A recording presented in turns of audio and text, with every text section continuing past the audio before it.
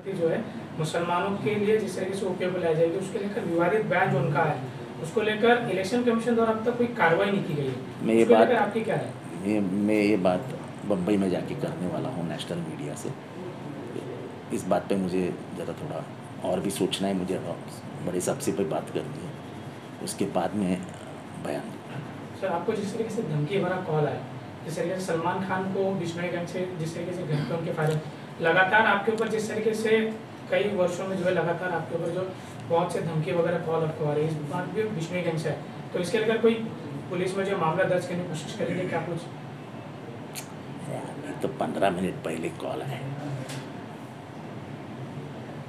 देखेंगे आगे क्या करना है। जिंदगी भर इससे ही खेलते आया हूँ। गेल्या 2 वर्षात असे जे कॉल आहेत ते बरेच अनेक नेत्यांना आलेले आहेत। काय वाटतं, लॉ अँड ऑर्डर कुठेतरी या ठिकाणी महाराष्ट्रामध्ये आहे ते कुठेतरी बिघडलेले वाटते का? आणि अशा प्रकारचे जे फोन मांडलेले आहेत आता ह्या सगळ्यावरतीच बोलून नवीन वाद उत्पन्न करण्यापेक्षा थोडं शांत डोक्याने हे प्रकरण हाताळू द्या। तर उद्धव ठाकरे यांच्याकडे वर्षावरती अनेक वेळा मान अपमान सहन करावा लागला असं मुख्यमंत्री म्हणतात। त्यांना फोन देखील आला की तुम्हाला परत मुख्यमंत्री बनवतो उद्धव ठाकरेंचा। मी वसईच्या चहाच्या टपरीमध्ये असताना मला फोन आला, मात्र फार उशीर झाला असं त्यांचं म्हणणं होतं एकनाथ शिंदेंचं। हे बघा, ह्या सगळ्या गोष्टी फक्त उद्धव ठाकरे आणि एकनाथ शिंदे यांच्या आतमध्येच आहेत, त्याच्यामुळे आम्ही त्याच्यात काय जाऊन बोलावं? त्यांचा मान होता नव्हता, अपमान झाला होता नव्हता, त्यांना किती सन्मान दिला जायचा, हे सगळं उद्धव ठाकरे आणि मुख्यमंत्री साहेब यांच्या दोघांमध्येच आहे ना, आम्ही कुठे जाणार त्याच्यामध्ये? तर तुमची जी एक मागणी होती की जातीनिहाय जनगणना व्हावी, हा जो प्रश्न आहे तो तुम्ही अनेक वेळा बोलून दाखवलेला होता, परंतु आज पाहायचं झालं तर अजित पवार यांच्या जाहीरनाम्यामध्ये देखील हा मुद्दा आहे तो ठळक जो आहे तो घेण्यात आलेला आहे। कसं बघताय या मुद्द्याकडे? पण त्यांचा जाहीरनामा आहे, त्याच्याविरुद्ध मला काय मी का बोलू त्यांच्या विरुद्ध? ते ठीक आहे ना, त्यांनी BJPकडे मागणी करावी। आणि जसं मी सांगितलं तसं की त्यांची आणि मोदींचे खूप चांगले संबंध आहे असं ते जाहीर सांगतात, आणि ते म्हणतात की मोदी माझं म्हणणं ऐकतात, अमित शहा पण माझं म्हणणं ऐकतात। या दोघांकडेच हे म्हणणं मांडायचं आहे की बाबा जातीनिहाय मोजणी झाली पाहिजे, लोकसंख्येची मोजणी ही जातीनिहाय झाली पाहिजे, ही मागणी अनेक दिवस महाराष्ट्रात आहे, त्याला मान्यता देऊन टाका। सर, काँग्रेस जर सत्तेत पुन्हा आली तर घुसखोरांची भर पुन्हा काँग्रेस करेल असं मोदी म्हणाले।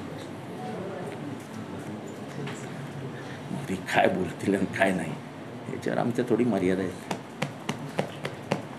महाविकास आघाडीच्या काळात फडणवीस नाही तर गिरीश महाजन आणि आशिष शेलार आणि प्रवीण दरेकरांना अटक करण्याचा डाव होता, आणि माझ्याकडून देखील नगरविकास खाते काढून घेण्याचा यांचा डाव होता। ठाकरेंचा नक्कीच आता वाद निर्माण झालेला आहे।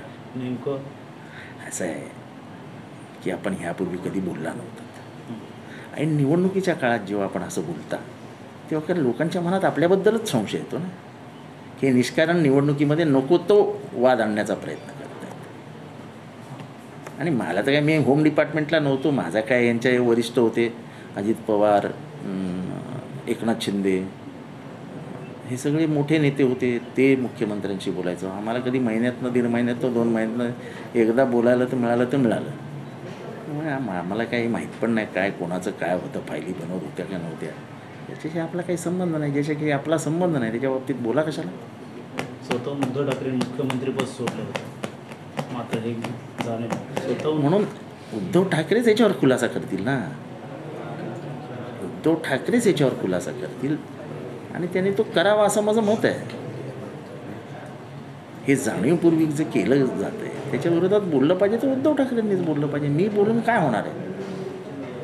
मला समजा अंतर्गत माहिती जरी असली तर माझ्यावर विश्वास कोण ठेवणार? हा विश्वासार्हतेचा भाग आहे, त्याच्यामुळे ह्याच्या बाबतीत बोलायचं असेल तर उद्धव ठाकरेंनी बोलावं। आम्हाला माहीत पण नाही काय झालं आहे।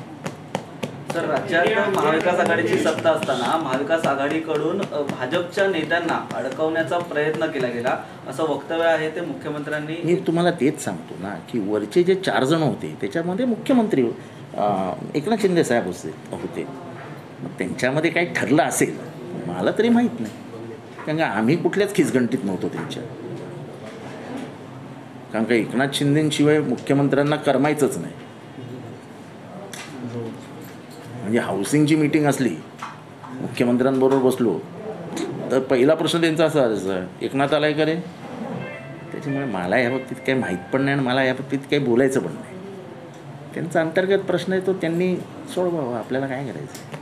संजय शिरसाट म्हणतो की संजय राऊत शरद पवार जाऊन बसायचे आणि बोलायचे ठाकरेंना मुख्यमंत्री करा.